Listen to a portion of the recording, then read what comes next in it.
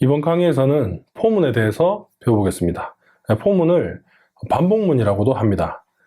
반복문이라는 것은 이 안에 문장을 반복해서 계속 실행을 하고 싶을 때 우리가 반복문을 사용을 하시면 됩니다. 그래서 이 구문을 지금 간단하게 해석을 해보면 i는 1이고 i가 3보다 작거나 같을 때 이 문장을 실행하라는 겁니다. 그러면 또 실행을 하면서 이 i를 1씩 증가를 시킵니다. 그러면 우리가 단순하게 보면 i가 1이고 1에서 3까지 1씩 증가시키면서 반복을 하라는 겁니다. 이 코드를.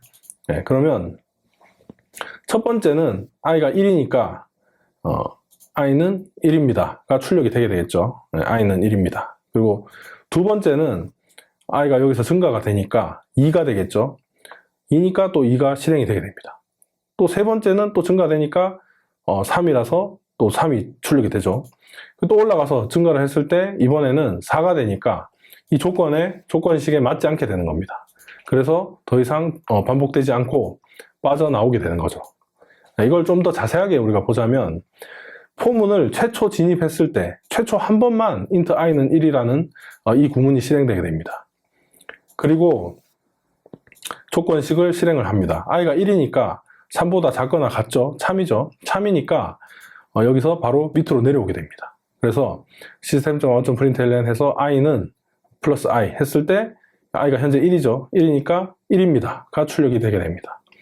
출력을 하고 나면 이제 포문 문장을 실행했기 때문에 다시 올라갑니다. 올라갈 때 이 증가면산자, 지금 증가면산자로 올라와서 이제 증가가 되게 되죠. 그러면 1이 증가가 되니까 2가 됩니다. 2가 되고 그 다음에 이 조건식으로 가게 됩니다. 2는 3보다 작거나 같죠. 참입니다. 또 실행이 되게 됩니다. 코드로 내려오게 됩니다. 코드로 내려와서 i는 2입니다를 출력을 하고 다시 올라갑니다. 또 증가가 되겠죠. 그러면 이번엔 3이 되게 됩니다. 그럼 3으로 또 조건식으로 비교를 해봅니다. 그러면 i가 3보다 작거나 같은가 했을 때 i가 지금 3이니까 같죠? 같으니까 여전히 참입니다. 그래서 또 실행이 됩니다. i는 3입니다. 그리고 다시 또 올라옵니다. 증가를 해보면 이번에 4가 되겠죠? 또 조건식으로 비교를 해봅니다. 그러면 4는 3보다 작거나 같지 않죠? 이번에 거짓이 됐죠? 거짓이 됐기 때문에 더 이상 포문이 실행이 되지 않고 빠져나와서 여기서부터 실행이 되게 되는 겁니다.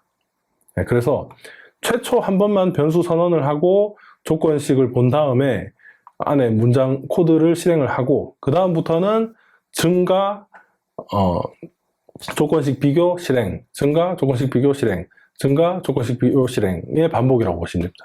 처음에 이렇게 와서 이렇게만 계속 반복해서 돈다고 보시면 되는 겁니다. 그래서 빈줄을 출력을 하고 이번에 또 아래에 있는 포문을 같이 분석을 해보겠습니다.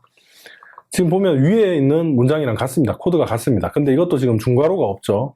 if문이랑 같습니다. 중괄호가 없으면 그 포문 안에는 한 줄밖에 적용시킬 수 없습니다.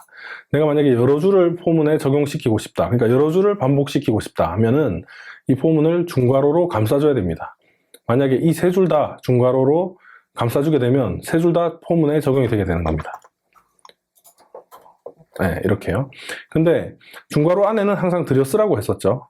이렇게 들여 써주면 이 세 문장 다 포문으로 인해서 이제 3번이 반복이 되게 되는 겁니다.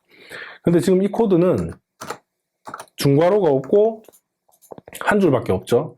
그러면 이 한 줄만 3번 반복이 되게 되는 겁니다. 결국 이 코드랑 같은 겁니다. 3번 반복되고 난 다음에 빠져나와서 반복문 또는 루프문이라고 합니다. 그리고 빈줄 이렇게 실행이 되게 되는 겁니다. 그래서 이걸 다시 한번 또 반복을 해서 설명을 하자면 int i는 1 최초 한 번만 선언을 하고 그리고 i가 3보다 작거나 같은가 했을 때 지금 1이니까 참이죠. 참이니까 이 코드를 실행을 합니다. 실행하고 다시 올라와서 증가를 시킵니다. 그러면 i는 2가 되죠.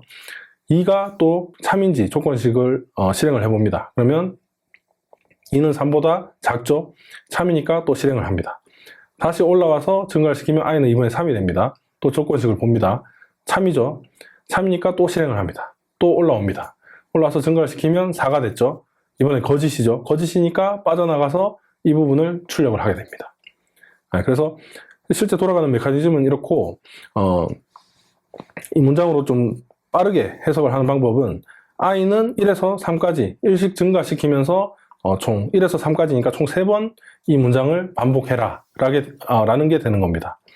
그래서 i가 계속 일씩 증가가 되니까 여기에 출력이 되는 i가 1, 2, 3 계속 바뀌면서 반복적으로 출력이 되게 되겠죠. 예. 그래서 i는 1, 2, 3입니다. 똑같이 출력이 되는 것을 볼 수 있습니다. 그리고 이번에는 이 문장을 보면 sum에 일단 0을 저장을 했습니다. 그리고 i는 1, 그리고 i는 10보다 작거나 같을 때까지 돌아라. 일씩 증가시키면서. 네.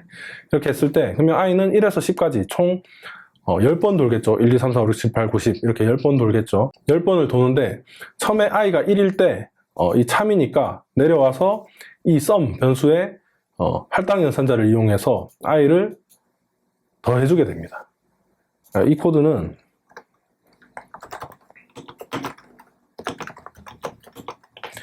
이 코드랑 같은 코드라고 했었죠. 이거랑 정확하게 같은 코드입니다. 이걸 좀 줄여서 이 할당 연산자를 이용해서 줄여서 사용을 한 것입니다. 그래서 결국 sum에다가 i를 더한 다음에 그 값을 다시 sum에 저장을 하라는 거죠. 현재 i가 1인 상태니까 sum은 0이고 i는 1이니까 0 더하기 1을 sum에 저장하라는 거예요. 그러면 sum에 1이 더해지게 됩니다. 그럼 sum은 1이 저장이 돼 있게 되겠죠. 그래서 출력을 해보면 i가 1일 때 sum은 1입니다.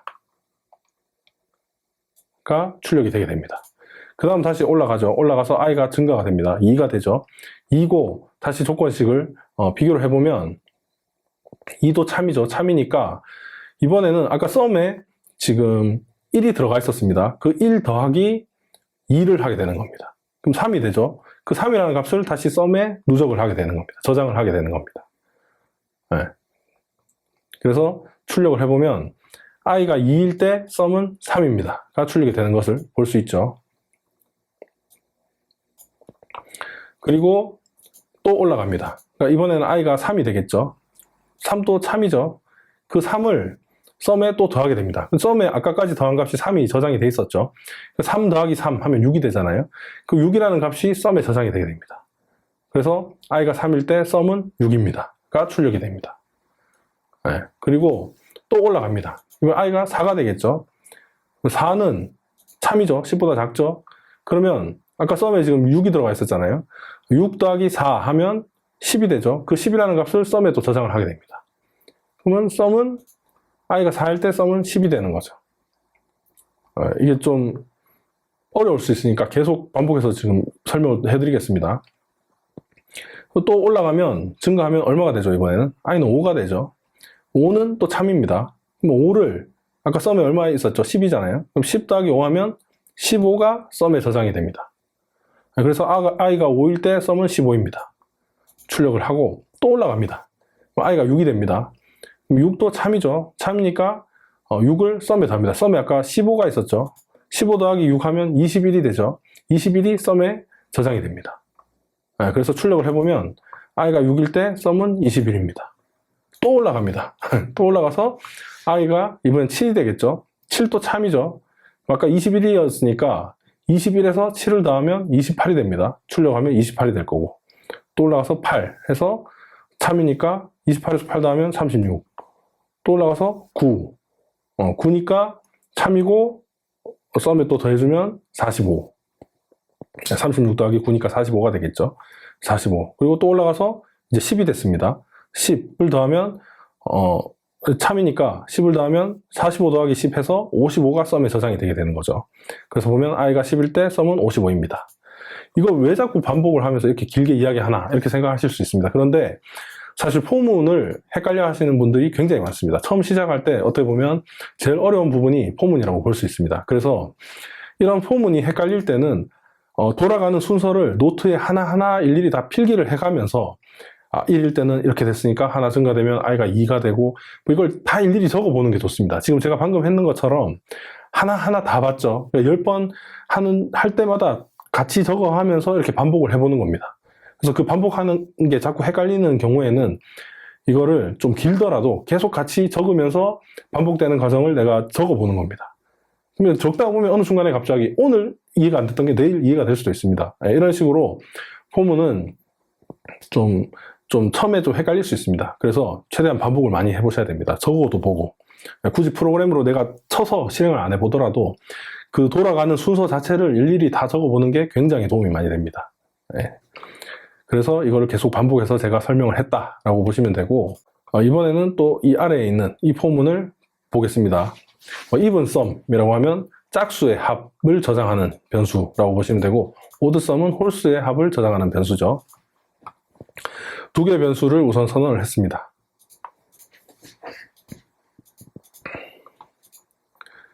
그리고 i는 1이고 i는 10보다 작거나 같을 때까지 돌게 했습니다. 그리고 i가 처음에는 1이죠. 1이니까 이 포문 안에 들어와서 진입을 한 다음에 최초 if문이 실행이 됩니다. 그러면 i가 1이니까 %는 나눈 나머지라고 했죠. 1을 2로 나눈 나머지. 그럼 1 나누기 2 했을 때 몫은 0이고 나머지는 1이 되게 되죠. 그러니까 이 지금 거짓이잖아요. 0과 같지 않잖아요. 그렇기 때문에 이 아래에 있는 이 구문이 실행이 되지 않습니다. 왜냐하면 i가 1일 때는 2로 나눈 나머지가 1이기 때문에 0과 같지 않기 때문에 이게 거짓이 되는 거죠. 거짓이니까 even sum에 누적이 되지 않고 이 안에 있는 구문이 실행되지 않고 else에 있는 이 문장이 실행이 되게 되겠죠. 그래서 odd sum에 1을 누적을 시키게 되는 겁니다. 그럼 그 다음에 올라가서 i가 이제 증가가 되죠. 그러면 i가 2가 됩니다. 그러면 2는 아직 10보다 작거나 같을 때까지니까 아직 10보다 작죠. 그러니까 내려와서 2를 2로 나눈 나머지가 0과 같은가. 2를 2로 나눴을 때는 나머지가 0이죠. 그러니까 even sum에 누적을 시키는 겁니다. even sum에는 아까 원래 0이었으니까 2가 누적이 됐으니까 even sum에는 2가 들어가 있겠죠. 아까 odd sum에는 지금 1이 들어가 있는 상태일 겁니다. 2가 누적이 되고 그 다음 다시 빠져나와서 또 i를 증가시킵니다. 그러면 i는 3이 되죠. 3이면 참이니까 또 i를 2로 나눈 나머지 3은 2로 나눴을 때 나머지가 0이 아니죠. 0과 같지 않으니까 else로 와서 홀수에 더해지게 됩니다. 이런 식으로 i가 1부터 10까지 반복되게 돌면서 계속 1씩 증가를 시킵니다. 그 i 값이 반복될 때마다 2로 나눈 나머지가 0과 같은지, 그러니까 짝수인지를 확인을 해서 짝수일 경우에는 even sum에 누적을 시키고 그리고 그렇지 않고 홀수일 경우에는 odd sum에 누적을 시키는 코드를 작성을 한 겁니다. 그래서 이 코드를 돌려보면 1에서 10까지의 합을 구하는데 1에서 10까지 돌면서 짝수들만의 합을 구하고 홀수들만의 합을 구해서 출력을 하는 코드인 겁니다. 그래서 출력을 해보면 1에서 10 중에 짝수들의 합은 30이 되고 1에서 10 중에 홀수의 합은 25가 되는 겁니다. 그리고 지금 여기서 보시면 변수를 우리가 최초 한번 제일 위에서 선언을 하고 그 다음에는 이 타입을 또 적으면 안 된다고 했었죠. 근데 지금 int i라고 여기서 선언해 놓고 또 적었습니다. 근데 이게 왜 되냐면 이 포문 같은 경우는 이 포문 중괄호 안에서만 이 변수를 i라는 변수를 쓸 수 있습니다. 그래서 이 포문의 중괄호를 빠져나오면서 i가 없어져 버립니다. 그래서 여기서 우리가 출력을 해보면 i를 못 찾죠. 지금 에러가 나는 걸 볼 수 있습니다. 그렇죠. i라는 변수를 못 찾는다고 지금 나오는 거죠. 그래서 이 포문 안에 선언한 변수는 포문 안에서만 쓸 수 있기 때문에 이 다른 포문에서는 같은 변수 이름으로 또 선언을 해도 상관이 없는 겁니다. 그래서 같은 이름으로 계속 선언을 해도 에러가 나지 않았다라고 생각을 하시면 됩니다.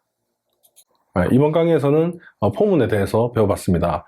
다음 강의에서는 중첩 포문에 대해서 배워보겠습니다.